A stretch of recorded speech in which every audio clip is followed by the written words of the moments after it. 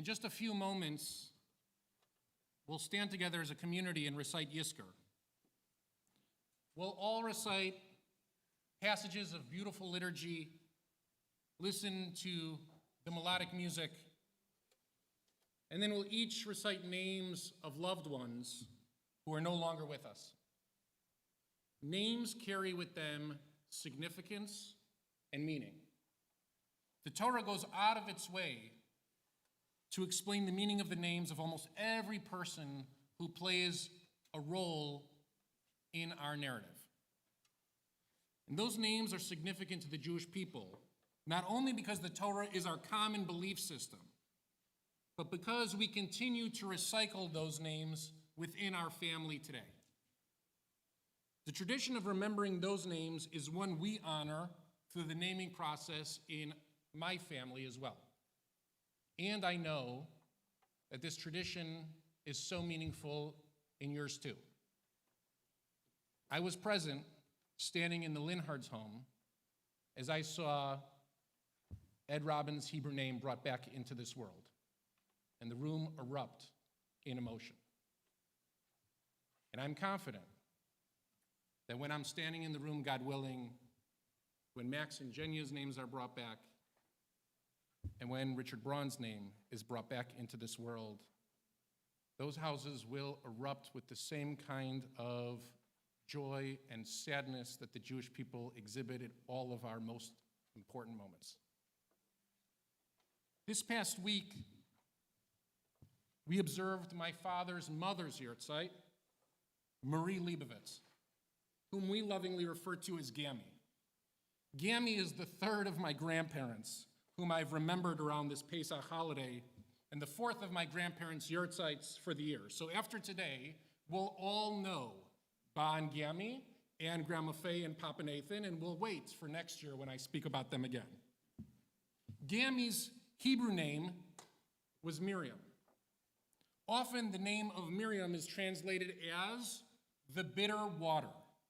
In Hebrew, mar means bitter, just like maror, and yam means sea.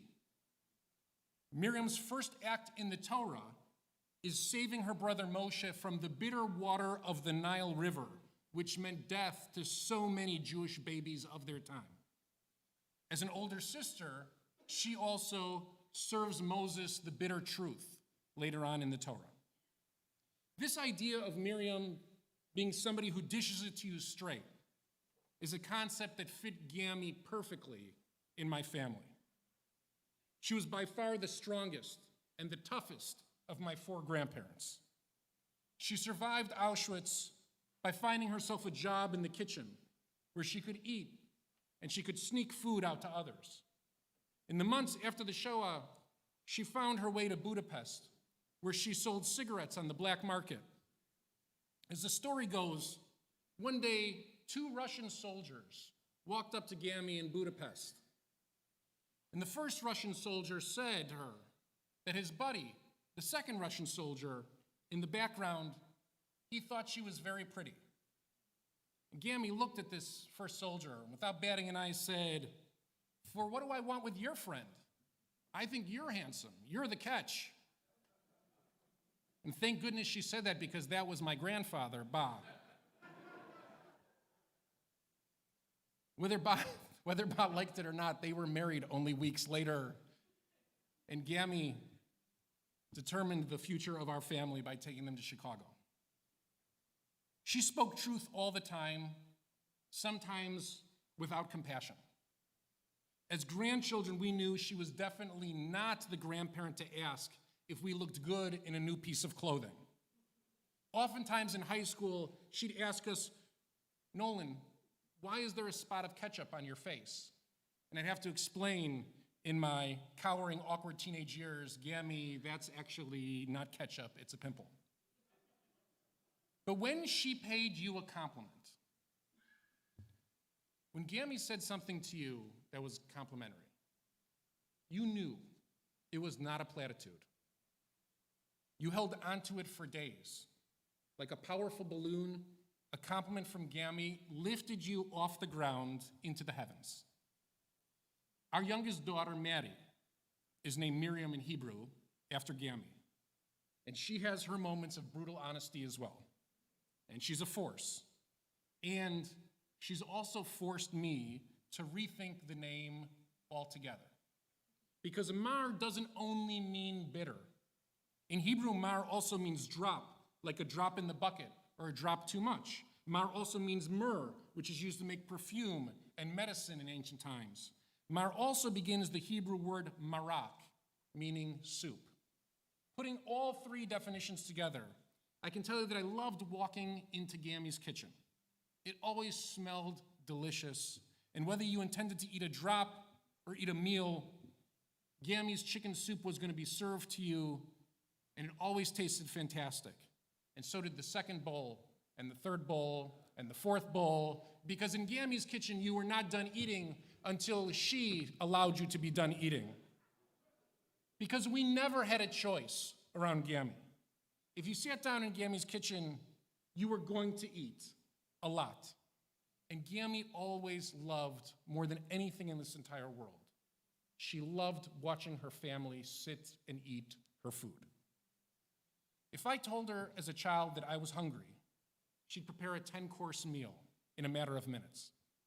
A snack in her house was a salad, followed by a sandwich, and then multiple desserts. And the first time I brought Blair to visit her, Gammi made us dinner, and I tried to prepare Blair, but when Blair finished her brisket, and she looked up Gammi and asked, "Can I have seconds?" I knew that she had won a spot in Gammi's heart, and the deal had been sealed. It wasn't the eating. It wasn't the eating. Eating her food showed Gammi that you loved her. It was the way that Gammi provided for her family. It was also a way that she could get the entire family to sit for an extended period of time around the table and talk and laugh while she ran back and forth to the kitchen to get more and more food.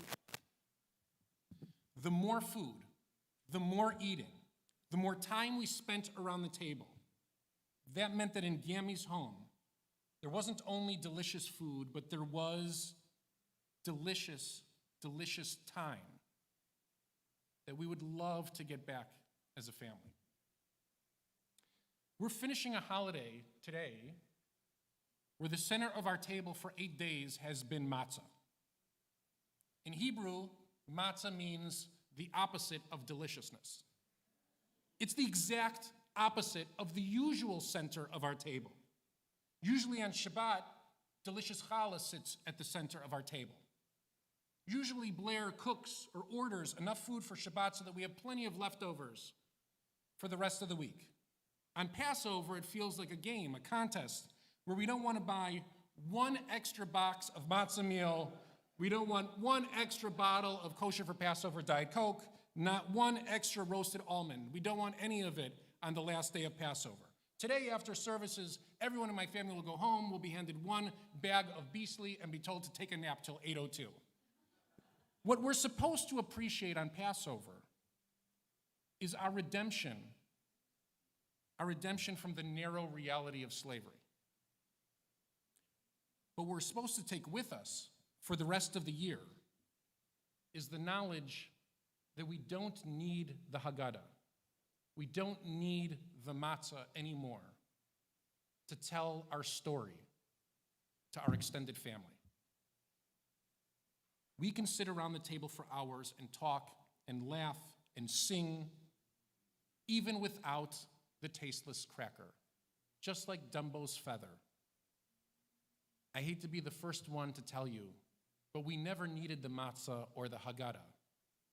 But we need the excuse, the date, the time, the assignment, so that we make the time to sit at the table and tell our people's story to one another. Now moving beyond Passover, with good food, we should do this all the time. Love, truth, family, these are the Jewish values we have to carry forward beginning today. They're all abstract ideas until a strong-willed person decides to realize them in the world. Gammi was that strong-willed person. Maddie is also such a person. So is my niece Maya, who carries her Hebrew name Miriam, also in memory of Gammi. The strong-willed woman, the Miriam of the world, she walks beside Moses as he drifts down the Nile. She walks up to Pharaoh's daughter and protects her brother in the face of the most powerful people in the world. She builds a family in a new country after losing everything. She buys Blair and me a set of dishes as a wedding present because she says she wants us to think of her every time we sit down and eat a meal. And now she walks up to the front of the sanctuary and the chapel in morning minyan and on holidays to lead this congregation in Shema without fear.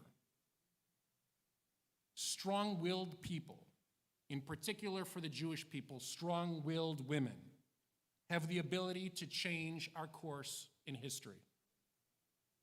They have the ability to demand that abstract values actually be instilled and enacted during our lifetime. They have the ability to inspire busy people to accomplish the simple task of sitting around a table and enjoying soup together, followed by salad, followed by brisket, followed by potatoes and kishki and kugel and coffee and tea and fruit and pie and sorbet. That is the Jewish tradition unfolding in front of our eyes, carried in a single name from the Nile thousands of years ago to this room here and now. I know that the Torah belongs to us because our names continue to appear in its text, and the names in the text continue to appear in our living rooms in brisses and baby namings over and over and over again.